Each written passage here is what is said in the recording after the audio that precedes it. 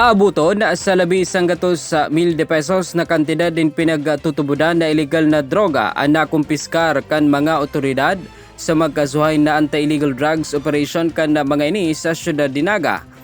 Enot kay ni kan magkondusir ning drug bypass operation sa may parte kan Barangay Clupa, Kalawag sa nasambitan ng syudad ang mga otoridad na nagresulta man sa matriumpong pagkakaristar kan suspect na si Jerry Lachano, 37 anyos, kung saan nakumpiskar digdi ang tulong plastic sachet na may loob ng pinagtutubadan shabu asin sarong kalibre 38 na revolver.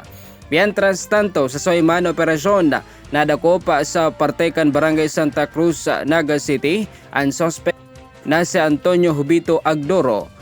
Asin nakumpiskar man sa posisyon kay ni ang tulong plastic sachet na may log ng pinagtutubudan shabu na may pigkakarkulong gabat na maabot man sa poko mas o menos 15 gramos asin may market value maabot sa 102,000 de pesos. Sa ngunyan, nasa kustodiya naman ka na mga kapulisan ang nadakop na mga persona, mantang pigdara naman sa crime laboratory ang mga nakumpiskar na items para sa maninigong eksaminasyon. Yan ang dagdag na bareta gikan sa One Media, TV48 Naga, Jerome Breeze para sa News Force Bicol.